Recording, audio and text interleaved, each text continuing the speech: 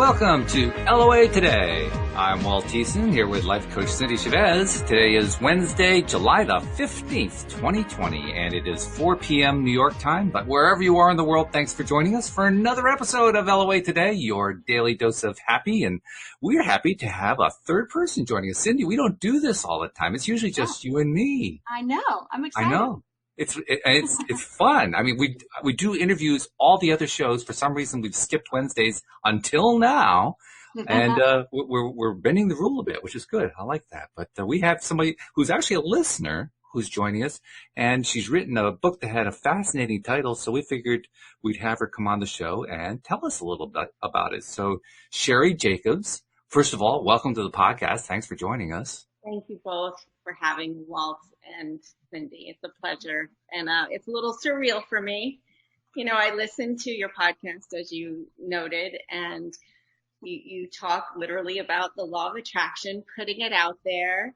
I believe there was an author in one of the podcasts recently you referred to as E squared, if I'm getting Yes. the title. Yes. You put it out there, you act as if, and there's all these magical, and they're not magical. We call it magical because we don't understand it with our five senses, but there is that mystery that when you entwine that mystery with true faith, magic does happen. And by the way, Cindy is the one who introduced me to E squared by Pam Grout. She's the one who brought me to Pam Grout. Yeah. Wow. Well, thank you, because now you brought me to her. So that's that's great. my reading list. Yeah, I'm excited about my future experiments into the soul. But yeah, I was listening and I thought, well, you know what? Let me put it out there. And I with the magic of her book, I wrote Walt that evening. And when you know it, I acted as if, and I said, I'm surrendering to it, that nice paradox of wanting something so badly and simultaneously surrendering to whatever it is. And I went to bed and I woke up and there was that just genuine warm email from you. So thank you. I felt like a girl inside, like jumping up and down. Awesome. I love that story. And you've got it. The idea of holding both ends of the spectrum, that's the secret. That's what unlocks everything, is being able to not be attached to the outcome, even though you are holding that desire. So, see, you did it. It worked. And here you are. It does work. It does work. And if we pay attention, I'm sure you know this, Cindy and Walt, there are signs all the time. COVID-19 has had me finding a lot of silver linings in the pandemic, one of which is not having to shower as much. There you go. Yet I was showering for today. This was special. And of course, what song comes up? But there were two actually in a row. And I feel like the universe has a great sense of humor. It was something with Michael Bublé about Hollywood. It means when you don't care at all and you matter the most, that's when Hollywood comes to you. And I don't think Hollywood is meant literally. My interpretation, Hollywood in terms of the star is you. I'm laughing about you saying, you don't have to shower as much in the context of holding both ends of the paradox, because the other side is that you do have to wash your hands 100 times a day, right? I thought that too. There's that paradox. There it is. And it's a good thing that Hollywood doesn't actually show up, because I don't think it would fit here in my home. I mean, it's just too small. It wouldn't happen. We bring Hollywood with you, just your presence. Yeah, for sure. And I guess that's a natural segue into the book that I wrote, The Friendship Diet. And I'm glad, Walt, that it intrigued you. I like the title, The Friendship Diet. Well, I mean, I love anything that has friendship in it. You don't see that as a word very often in a title, but I like that one. That just kind of grabbed my attention. Thank you. Having a diet that associated with it, and obviously it's going to be an emotional diet. Bill, okay. I'm curious. That's it. That we learn best as humans through humor and a shift in perception. Our barrier to accepting challenging things goes down when we're coming from a place of levity. If you could get someone to emit a true belly laugh, you have them vulnerable and you have them open to the prospect of a new way of thinking. And this book came about from authentic living on earth well over 4 decades. It's almost like stand-up comedy meets self-help. You know, these are the things where I messed up. Don't do what I did. And you'll do really well. Self-effacing, but also just honest. And I invite readers at the end of every chapter to wax reflective, using the analogy of edible nutrition and emotional nutrition. Mm-hmm.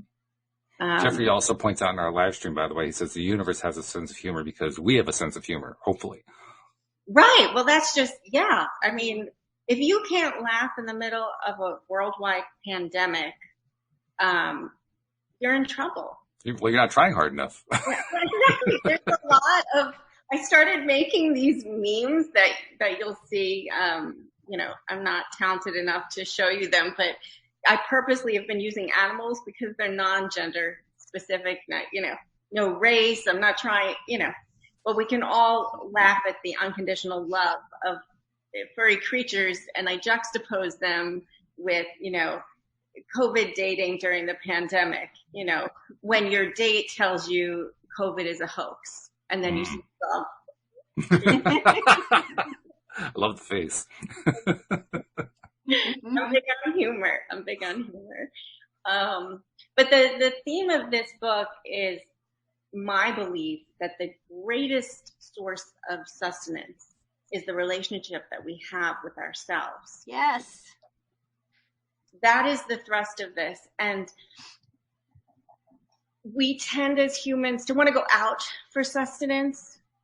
We go for the shininess of things. I call it happy meal dating in here. That's cute. The pandemic is Mother Nature forcing us, saying, now, you're still not getting the lesson, so obviously I have to go a little farther, don't I? I didn't know that the book came with voices. That's pretty cool. I like that. I do voices. I do voices. I have a history of being theatrical with or without medication. So. We need the audio version with all those voices. Absolutely, yeah. I'm working on that. I am. We're halfway done with the audio of this. It's funny. I tried in the beginning of the take to sound very sophisticated, and it just didn't come across real. I'm like, I'm a Jew from New York. Like, that's who I am. Like, I don't know how to not be a Jew from New York. So let me embrace that. Let me embrace my menopausal voice. Like, that's who I am, you know. Did I just say menopausal on a line? That's okay. Yeah, that's fine. We can edit it out if you'd like, but, you know. No, we will not. Absolutely not. Why would we do that? Oh, that's funny. So tell us, what were some of the insights from the book? Tell us some of the things that you were sharing. Okay, so that was the biggest principle, the source of sustenance. I talk about recognizing every chapter has to do with food. So one of my chapters, and today I want to focus on that, is recognizing when there's a bar of soap in your mouth. Oof. Okay. Yeah. And I talk in the book about how I had, and I have, this loathing reaction to the taste of cilantro. But for years, I ignored the fact that cilantro tasted like soap because I thought it would make me look demanding or, you know, high maintenance. And I thought maybe if someone knew, they would think there was something wrong with me. I mean, obviously I had oodles of self-esteem.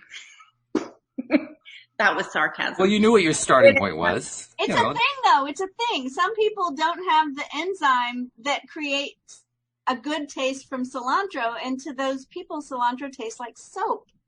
Yes, and I didn't know it until someone, and I talk about this in the book, the receptor, and it was like God was winking at me saying, you know, why can't you be true to yourself?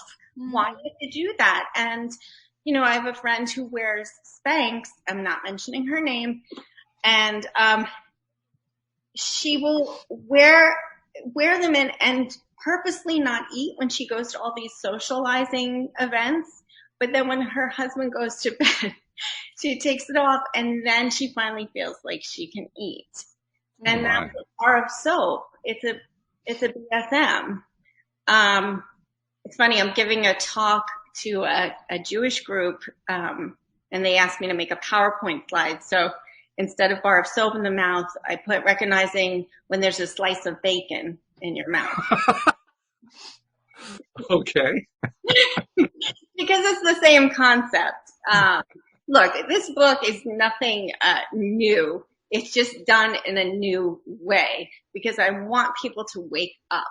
I want people to realize there is a true connection between the thoughts you ingest, those emotional edible memes, and your reality, like Neville Goddard talked about, or Abraham Hicks talked about. There is this invisible tapestry that we weave when we digest thoughts that don't serve us.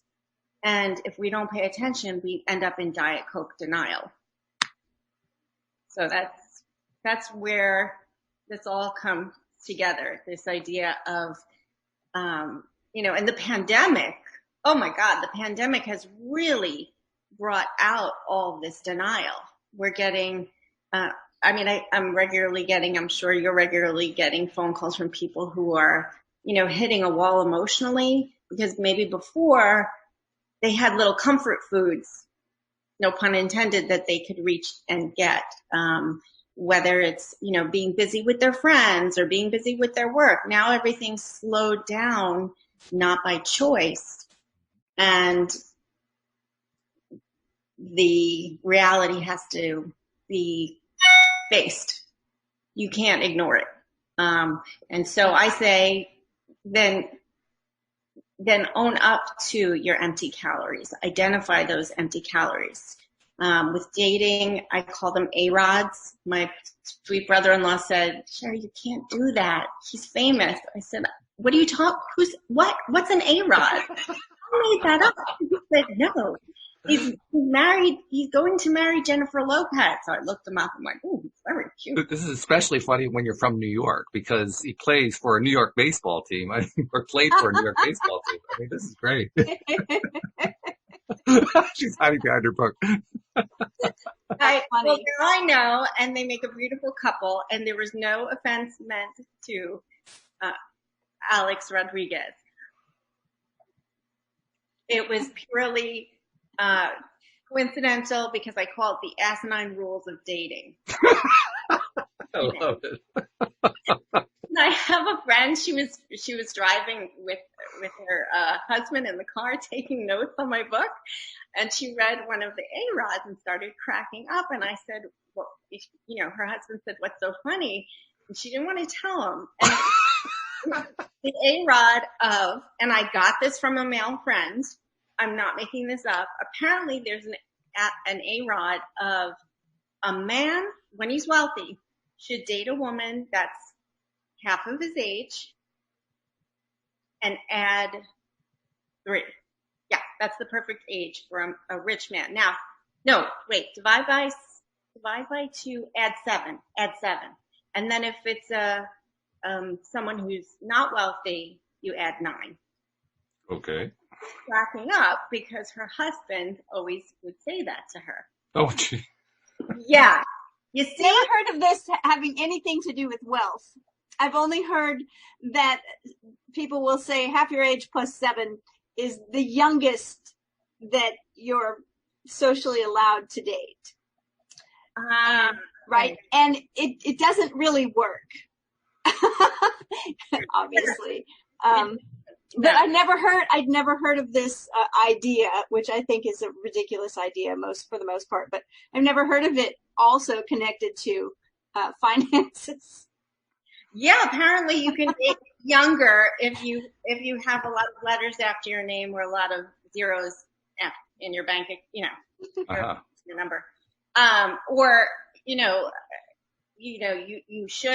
always need to have sex after the third date. That's an A-Rod. I mean, who makes these things up? I mean, I have no idea. I mean, I was looking for the manual for the longest time. I never did find it, so I couldn't tell you. You found Hollywood in yourself. So yes. Well, actually, since I let go of Hollywood, now that I think about it, but that's another story. Hollywood?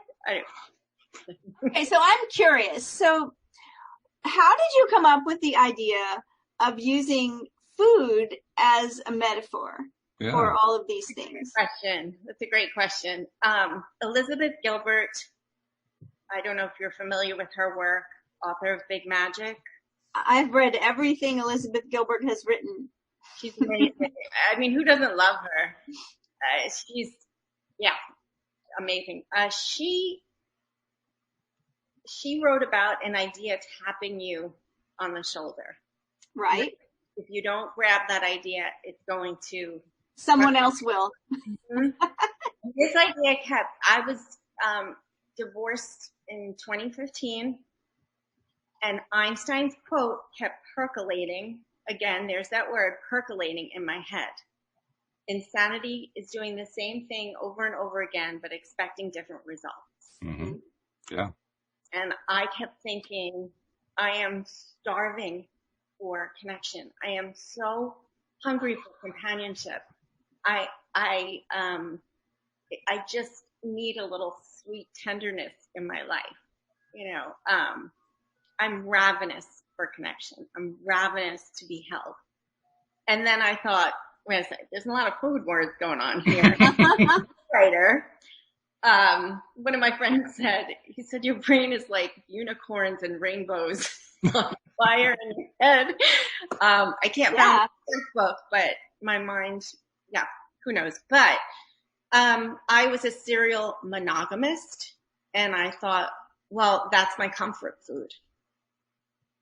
So if I want to grow spiritually, I need to get out of my comfort zone. And what would that look like for me? That would look like being on my own. That would look like standing on my own 2 feet and finding out what I think matters most. But the comfort food for someone else would be very different. And so I write about that in the Friendship Diet, that your comfort food and Cindy, your comfort food, somebody else's comfort food is going to look so different. For someone else, it might be, I've never been on a date. I don't trust people. I had a bad experience 20 years ago. I don't want to try. They're moving away from their comfort zone would look much different than mine. It would, maybe they would get set up on a date with someone, their first blind date, or maybe they would push themselves to strike up a conversation with someone. Someone who likes the comfort of anonymity and not getting attached and sleeps around, maybe their comfort zone would be to actually go on a date and get to know someone instead of always going from one person to the other, because some people do that. It's like a sexual addiction. And this book is for anyone who is finding themselves either alone or with someone, but not happy, where they're looking to grow out of that comfort. And I think the pandemic is really the perfect backdrop, because if you can't find the time now to go in, I don't know when you will. That's true. I mean, we've discussed that topic many times in the last few months, but my goodness. And also how everybody's situation is different, because there are people that are single and live alone and are now alone most of the time, if not all of the time, Right. and don't have the connection that they did have. And then there are also people who are suddenly at home with someone or with more than one someone.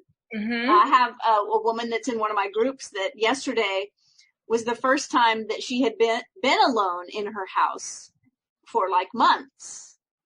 And, you know, she's got a beautiful family that they're all crazy about each other. They do everything together and they love being together, but still to not have one moment of time.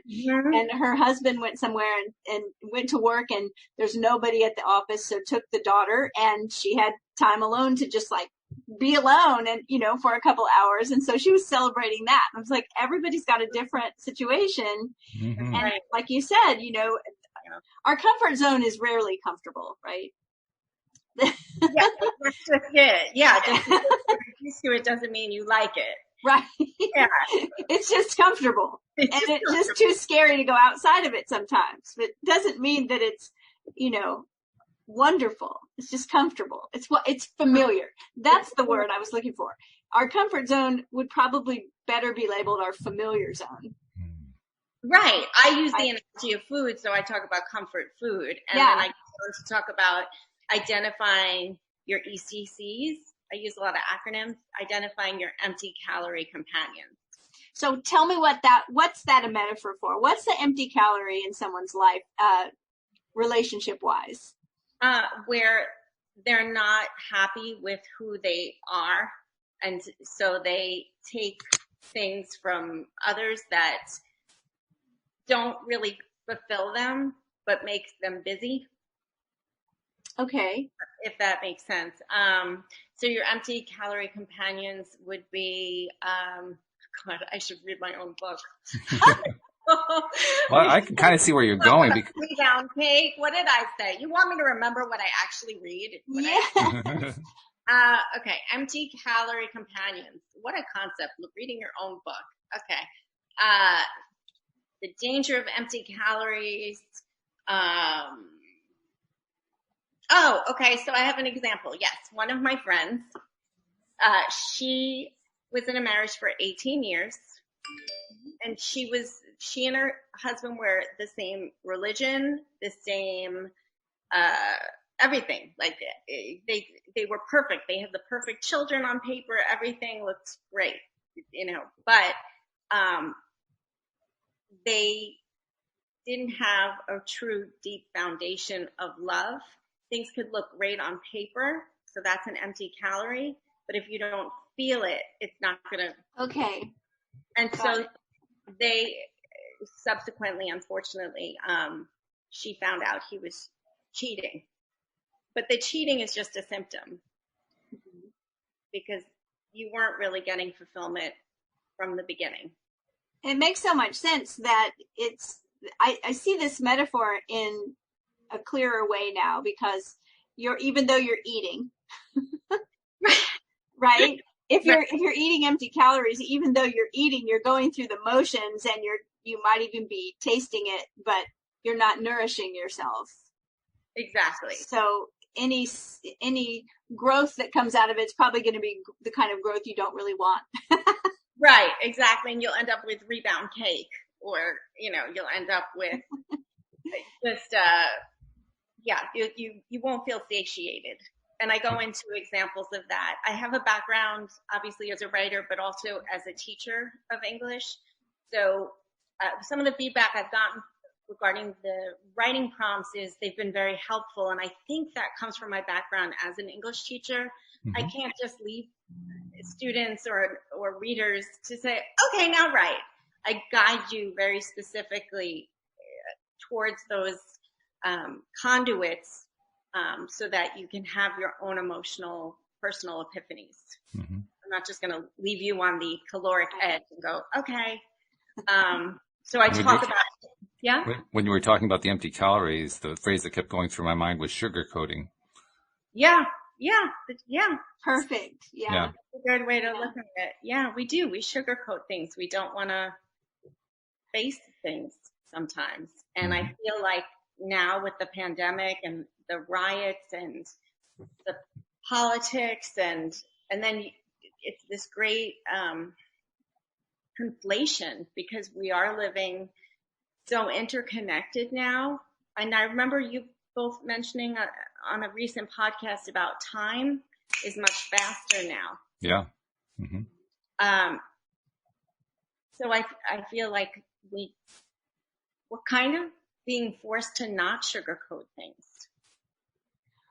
I had this experience just recently. I put a sign in my yard that has that's rainbow striped, and it says, "In our home, we believe Black Lives Matter, and love is love, and science is real." And and I posted a picture of it on Facebook, and I had someone comment that they said that they I can't remember the word they used, kind of like I mistakenly or I stupidly checked the comments about that sign on, it's like a neighborhood app that I don't have, but I can't think of what it's called. Is it called Nextdoor or something? It's an app where people, they have to verify that it's really you at that particular address, and then they connect you with people in your neighborhood.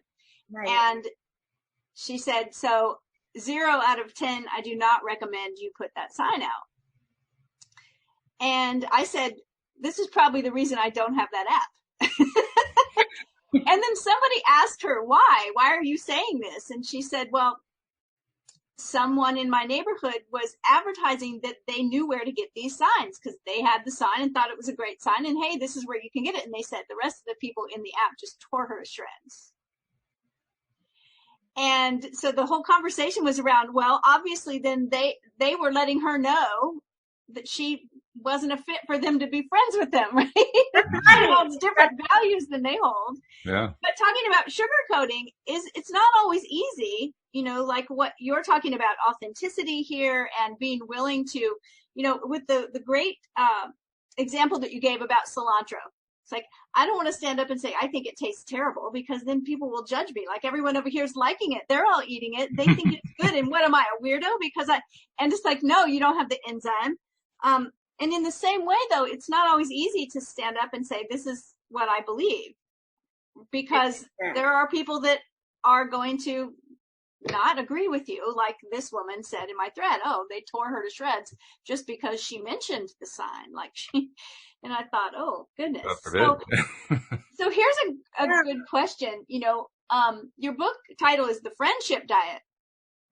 And I think that's interesting because it's not the relationship diet or the marriage diet or the lover's diet. It's the friendship diet. So it's like, and you mentioned at the beginning that our relationship with ourselves is like the foundation for everything. And Walt knows, I say this all the time. I say it to my clients and in my classes that the whole universe is like a mirror for you.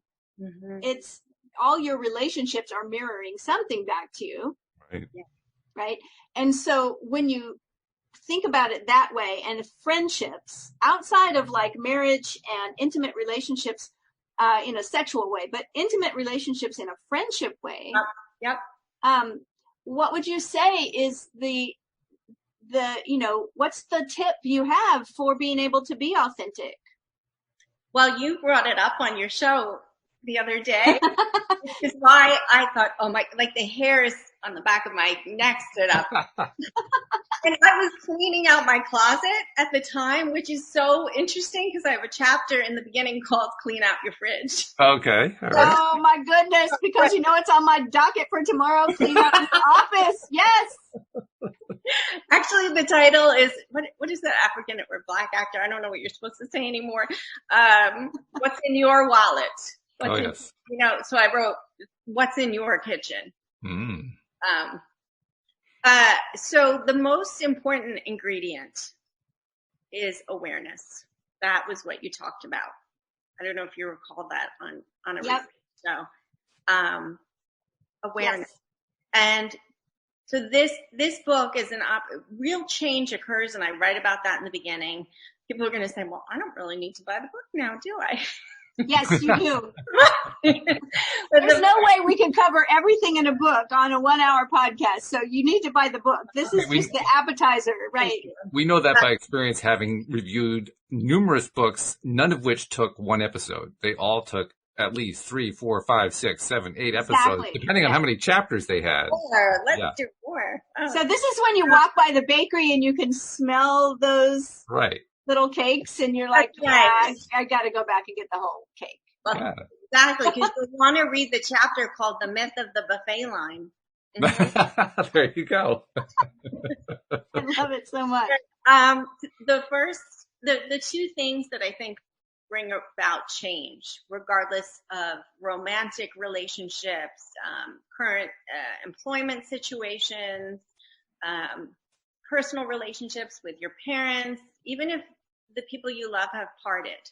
I don't care. The two things that I have gleaned in my 40 plus years on planet Earth is you need two things. You need reflection and you need action. Yes. And that's what this book does. It's those two staple ingredients. And what does that prefix? There's my English teacher going crazy. The prefix "re" literally means back or again.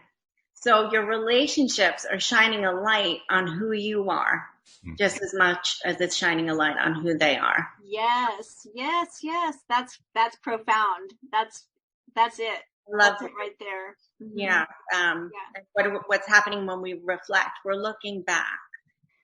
And that's actually quite daunting at times, because when you realize that reflection is a reflection of what's going on in your life, then you say, well, my favorite way of saying it is, oh, darn, I got caught again.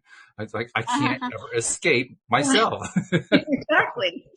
And it's often a reflection of how you are being with yourself. Yeah. Mm-hmm. Right? Like I tell this story occasionally, and that is that, for years I thought, always being brought up to know that, what you give out, you're going to get back, that kind of teaching, you reap what you sow, that kind of thing. And I always tried to be really good to people. And I was in a very long relationship, 23-year marriage, and it was an abusive marriage. It wasn't physically abusive. It was very covertly emotionally abusive. So most people didn't see it. And, what was interesting is that when I finally started getting to the point where I just had enough, but I couldn't figure it out, because I kept thinking, but if I'm good to people, and if I'm generous with people, and if I'm kind to people, that's supposed to come back to me. And I'm being kind and generous and all these things, and it's not coming back to me. Until one day I realized that the person I wasn't respecting and being kind and generous with was myself. Why? Because I was staying in a relationship where someone wasn't treating me with respect. So I was not respecting myself by standing up for myself. I wasn't respecting myself for creating strong boundaries and, knowing what I needed and meeting my own needs. And so as soon as I did, everything changed. Now, as soon as I did, everything seemingly fell apart, right? Like I said, that's where you've just hit on a lot of things that I can relate to. And I think a lot of men and women, not just women, but I think there's a lot of people pleasers out there. Yes. Yes. And that's a really good point. I often explain the difference to people between being nice and being kind. Mm-hmm. Kindness is always important, but being nice isn't always appropriate. Being nice often looks like being a people pleaser. Yeah. Just like you said, right? Yeah. And when you can get the difference between the two, your life will change.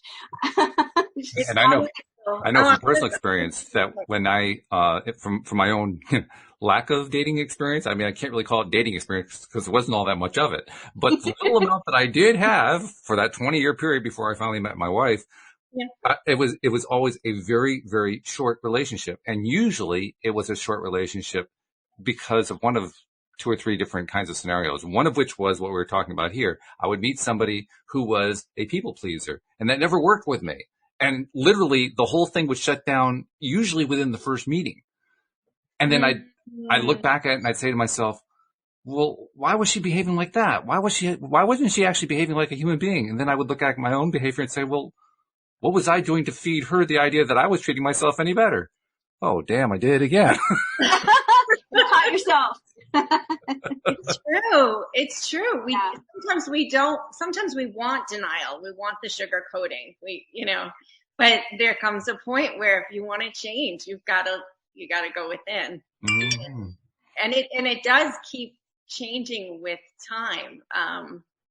And you'll see it in your relationships. I mean, my own son, he's 17, and he said, "I like you so much better now." And I said, "What do you mean?" He said, "Well, you were kind of like, I don't remember if he's a doormat or, but he said, I respect you so much, for who you are now." And then the other day I was walking with my 13-year-old, and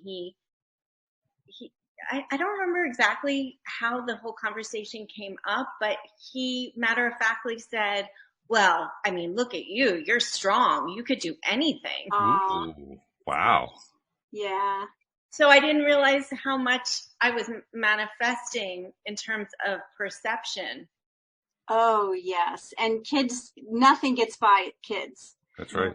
Nothing. I mean, I have 2 sons as well, and, they are in their 30s and up on their own, doing their own thing. But one of the things that brought me to the place where I knew, okay, I have to do something about this, when I was in that relationship, is that my son, who was at the time in his early 20s, I guess, said to me, "How long are you going to let somebody treat you like this?" And it was his dad, right? So it was like pretty powerful. And I realized, and I tell people this when I'm coaching people that are married or people that are in relationships that aren't working out well, that have kids, because I occasionally, well, pretty often, talk to people that are staying in a relationship because they have kids.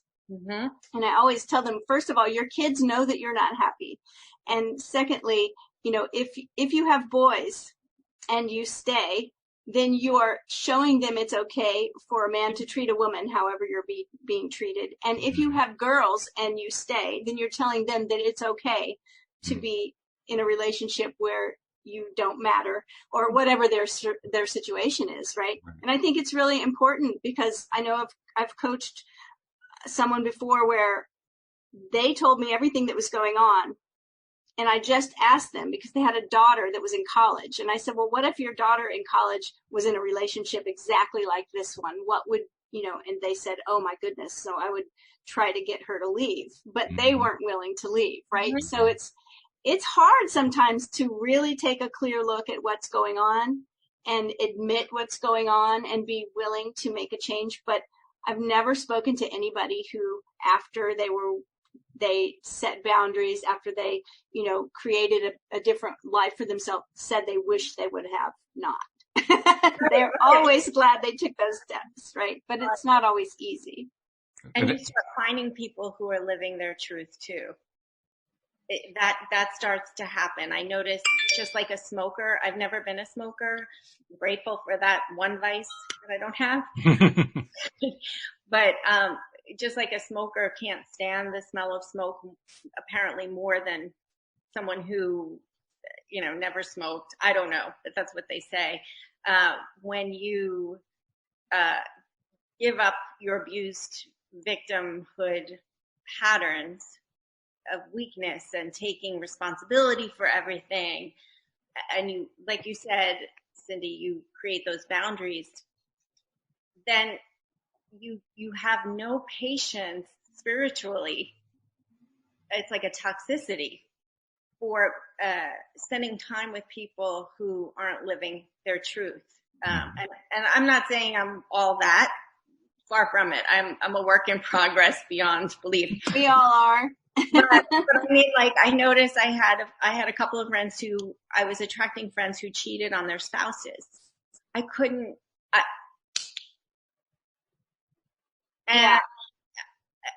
didn't have I couldn't sit and break bread with those people knowing what I knew. And it wasn't for me to change that drama. That's for them to work out their own karma. Yeah. Sheri, I've got a question from Jeffrey for you, especially in the food theme, because everything here is a food theme. His question is, are there any recipes in the book?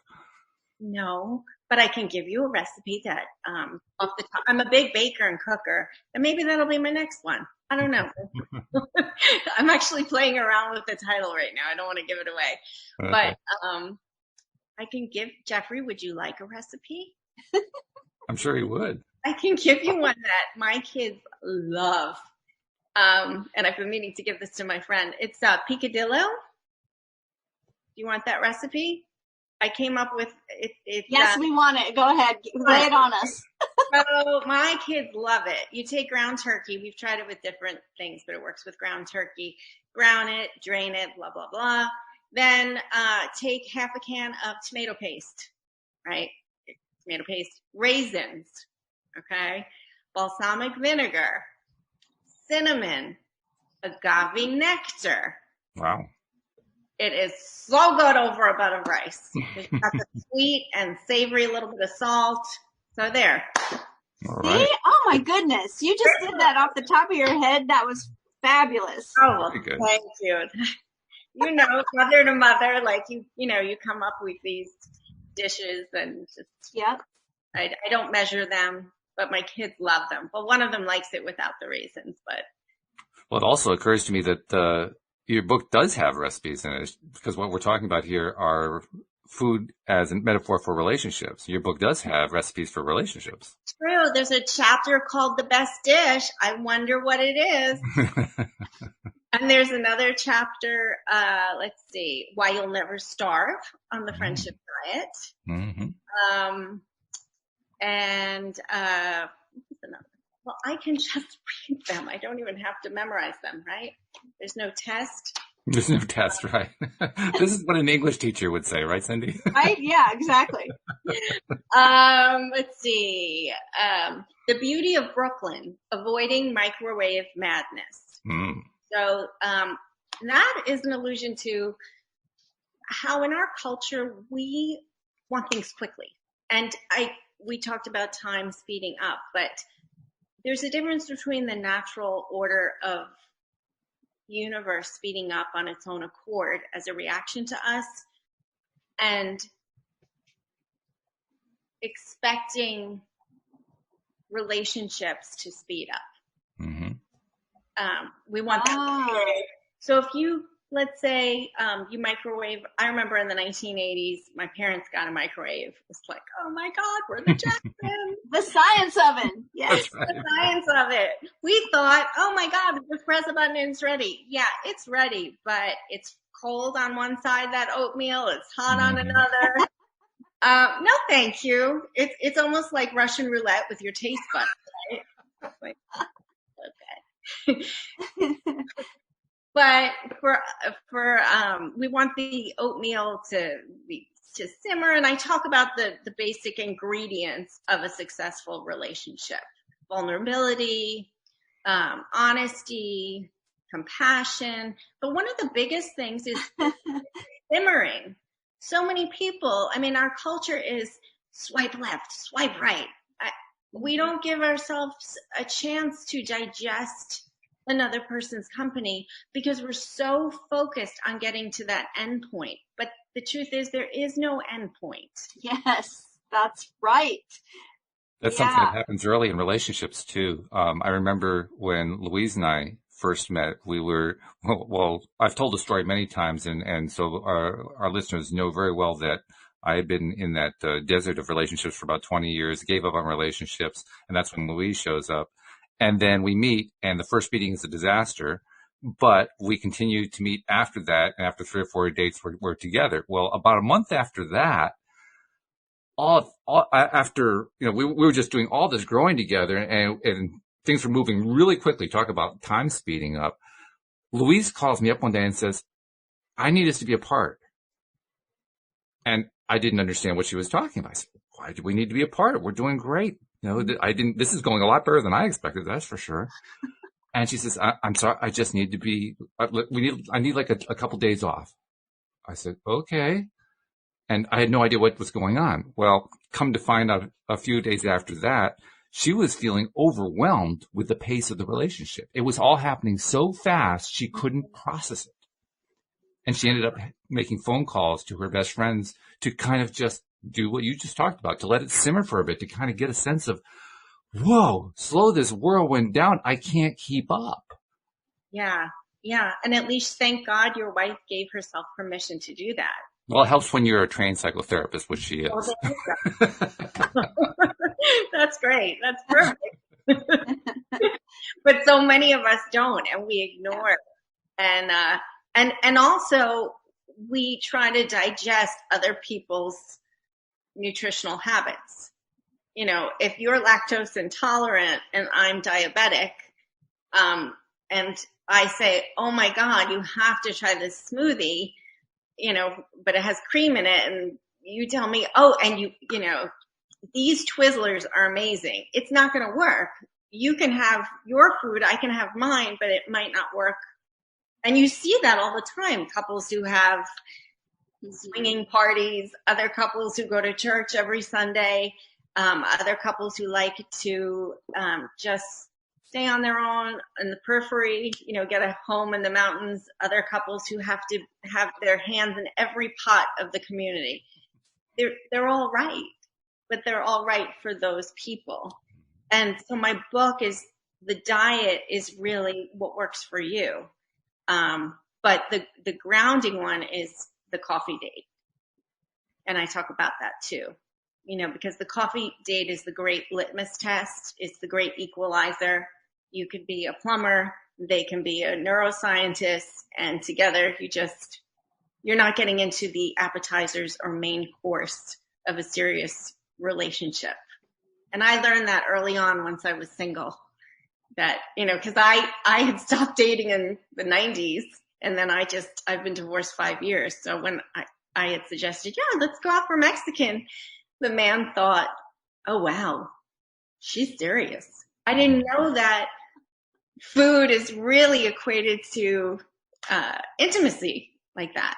So coffee date from the beginning. I have to admit, it's news to me. I was not aware of that one, but I can't rule that one out because I know I'm pretty different from all the other guys. I know that. So. I don't know. Our first date was a 5-star restaurant. Was it really? Wow. Wow. Okay, well, symbolic for the relationship, I guess. Yeah. I think you're right. That's wonderful. Yes. Fantastic. No, this was news to me on the date. And it's interesting. Our comfort foods are always going to change. It's back to that elasticity of thought, that elasticity of spirit. Because my comfort food in the very beginning was being on my, being with someone, monogamy. And now my comfort food is being alone. Which means that the perfect match is going to show up any minute. Right. That's what it means. Yeah, look at Louise. I'm like, well, I say that, you know, only half joking, because I was really concerned after my very long marriage that didn't work out, that, and I've told this story before, but I was really concerned that I would end up, I have several female relatives that have been married many, many times, right? Because the most reason was that they didn't want to be alone. So they would immediately fall in love and, you know, be in another relationship. And when that didn't work out, it was like a cycle. And I did not want that to happen to me. And I had been with someone for a very, very long time. And so, as a matter of fact, I had never lived by myself. Wow. I had lived at home. Then I had lived with roommates. Then I had gotten married and then, you know, I lived with my kids were still with me after my divorce. So when I told my friends, look, if I come tell you that, oh, I met some guy, and so I said, you have to just tell me no, because I decided I was going to be on my own for a while, as uncomfortable as that seemed. And the night that my 2 sons had moved out, my 2 best friends had moved away to other cities, all in the same week. So all of a sudden, all of my comfort food, right? All of the things that gave me a feeling of stability were gone. And I sat in a big chair in the middle of my living room and I cried. And then I pulled myself together and I was like, you're going to be okay. And then I decided I'm going to find out who I am. And I remodeled a house and I wrote a book and I found out what I liked again because I had lost myself in everyone else, in being a people pleaser. And at the moment, which took me years, 5 years, 5 years, 5 years, Sheri. That's right. At the moment that I was so comfortable with who I was, I felt so happy. I felt so authentic and real. At that moment, I had just written a book. There's some parallels going on here. A lot of parallels. He appeared. At another talk, I might feel brave enough to open up. He appeared. And I met him at an event that was happening in my town. We talked for like a half an hour. He asked me, he said, I would love to take you to dinner, and asked me for my number, and I gave it to him. And then I told him that I wasn't available for like a couple of weeks, and he still teases me to this day. Because I said something like, I'm all booked up. And he said to his friend, she's booked up? Like, what does she do that she's booked up? And so we joke about it a lot. But then he took me to dinner, and we went on another date a week later, and we really spent a lot of time getting to know each other. And I was completely clear in myself at that point, because I was like, I was in my late 40s, and I was like, I'm just going to be who I am. Like, I am who I am. If that doesn't work, then it doesn't work. And I've never been as authentic in my life. And our relationship is amazing. And we got married November 11th last year, 2018 actually. But we've been together almost 10 years. So that's when it happened. It happened when I found my perfect combination of who I was and was willing to just be that person. I can't wait to hear what happens. This is fascinating. I got both of you. I'm talking to both of you. The parallel here is exact. I mean, I'm half expecting Sheri's going to send me an email in about a week saying, by the way. I was out for my phone number. And I think it's because I love living on my own. I love my independence. And like you, I was in a really tough relationship. And who I don't want to get into it because we're live and God knows what legal ears would hear. But the bottom line is you work so hard to get your voice back. You work so hard to get your independence. And it's amazing, isn't it? Like I can't remember if it was on the podcast or if I was speaking with a client, but one thing I did always is in the people pleasing area was that I did it in my marriage. I did it everywhere, is that I always deferred to everyone else. What do you want? Where do you want to go for lunch, Cindy? Oh, I don't care. Where do you want to go? Like, I always deferred to everyone else. And one time, my friends who we met for years every week, and I couldn't meet that week because my little kids were sick or something. And they called me afterwards to tell me how the meeting went and where we were going next week. And I got really angry. I didn't show it because I couldn't show my anger at that point in my life because I pushed everything down. But I hung up the phone and I was like, why am I so angry? And I literally, I didn't hear an audible voice, but it was about the clearest I've ever heard my higher, wiser self, said to me, well, I thought you wanted to be last. You always put yourself last. Oh, wow. And I said, oh my goodness. And I realized, and at that moment, I made the decision not to defer to other people about every single thing, right? Like I had to find, and I decided that the next time someone says, what movie do you want to see? What do you want to eat? What do you want to do?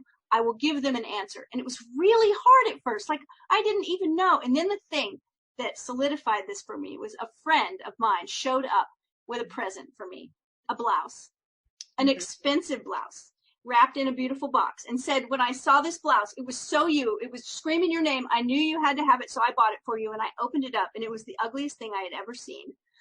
Like it was not, I'm sure it was beautiful for someone else, but it was not me. It was not me at all. And yet when this person saw it, they saw me. And that's how inauthentic I had been for so long. Wow. Yes. The gift was a manifestation of what you were reflecting to the world. Yes. Which was not me. Right. No. And so you're right. It takes work to find yourself and to bring yourself back online, so to speak, but it's so worth it. It's so worth it. And I don't believe that you can have a powerful, authentic, deep relationship with someone if you're not in that place. True. We've talked about signs too in the past on all the episodes. And in that case, you got a very unpleasant sign. And I mentioned that because we human beings have a tendency to only want to see the good signs. Oh, yeah, no, it was definitely, like Sheri said, it was a manifestation of what I was reflecting. Yeah, but you could have ignored that. You could have skipped that. You could have just, you could have actually played the nice card again. Oh, that was so nice of you to think of me in that way. You could have done that. Yeah. Well, I mean, I did. Of course, I said, thank you so much. I appreciate that you. But I mean, you could have stuck to that. Could have been your main way of relating to it. Instead, you were honest enough to say, wow, I attracted this. I just said, oh my goodness, like, I have got to find out who I am because it's not this. Well, I agree with Walt. I think it's commendable that you reflected that when it wasn't a positive reflection and took it as an opportunity to grow and say, I don't like this. I don't like that blouse. And you don't have to offend someone, to be honest. Like you said, there's a difference between being nice and kind. Exactly. Yeah. Yeah. It makes me think of Louise Hay. I don't know if you, of course, you both read the book. What is the book?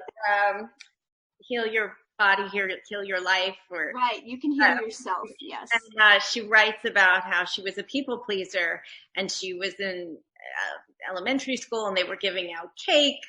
And they said, plenty of cake for everyone. Everyone got cake and Louise did not get any cake. And she realized in hindsight, it was because that was what she was admitting to the world, that she was not worth getting a piece of cake. Mm. She didn't deserve it.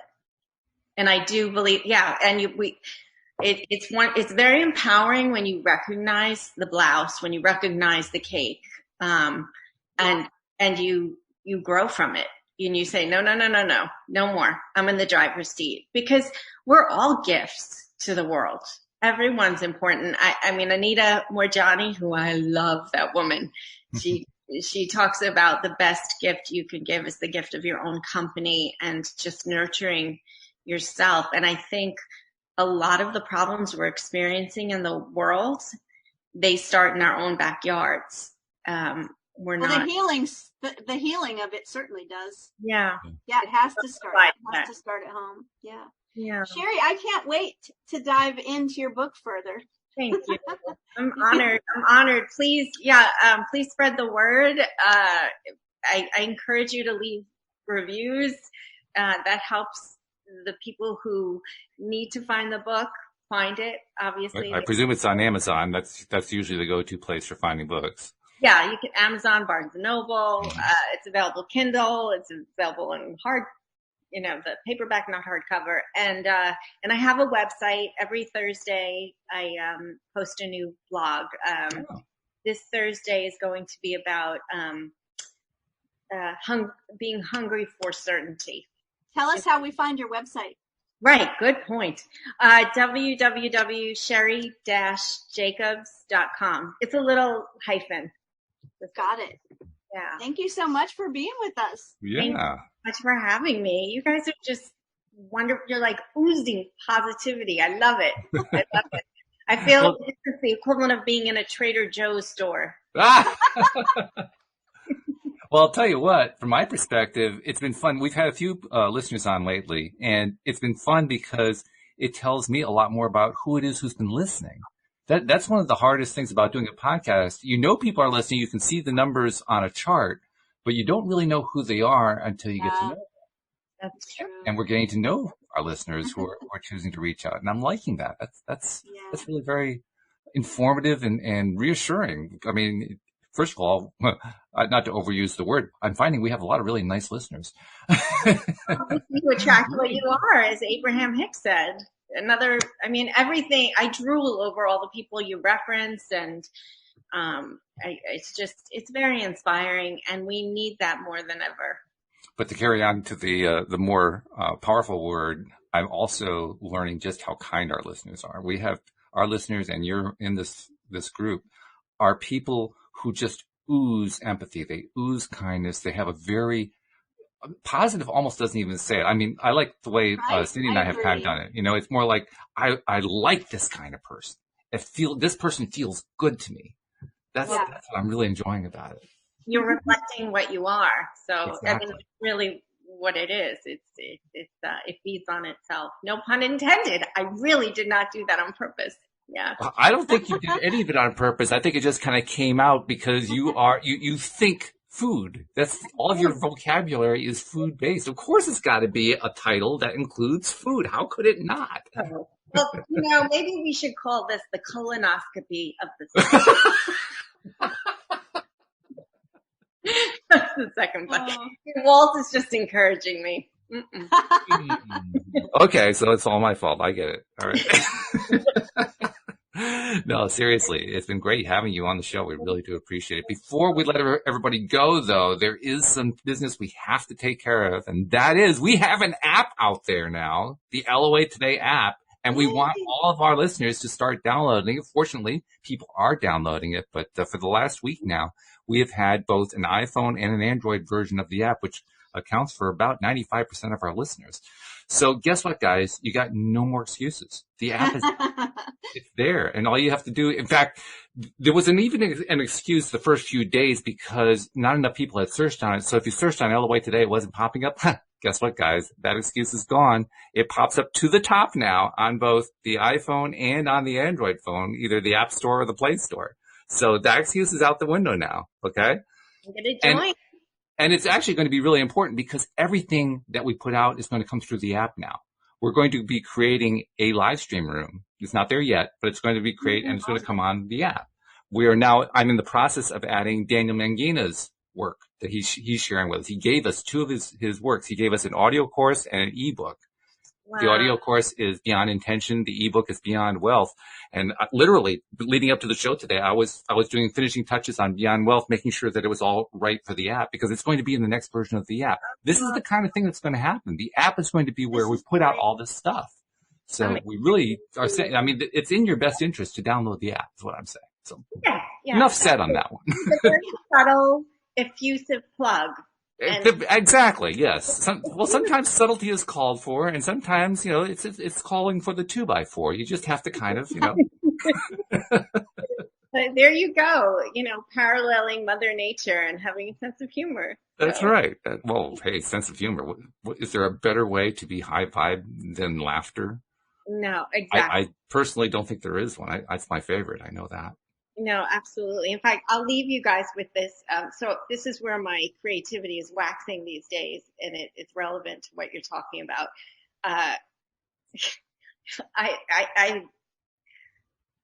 I'm writing about these memes that I'm doing meme writing apparently at 47. How cool am I? Hey, Sheri, I've been doing this stuff at age 63, and I'm like, I'm like the old generation at this point, so if I'm doing it, hey, anybody can do it, right? We're all so cool. We're all so hip. Age is just a number. So this is, I don't know if you could see this, humor. Yeah. And I know you learn your date thinks COVID is.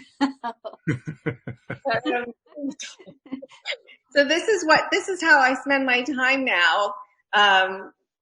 Just infusing humor whenever I can, because we all need it. We're all hungry for it. Well, we are Mm-hmm. We're hungry for humor. Sure. Well, we're hungry to feel good. Yeah. A lot of us don't know that. That's it. Right. We all just want to feel better. Yeah. A lot of Every times choice we make is in the service of feeling better. It is. That's it. Every single one.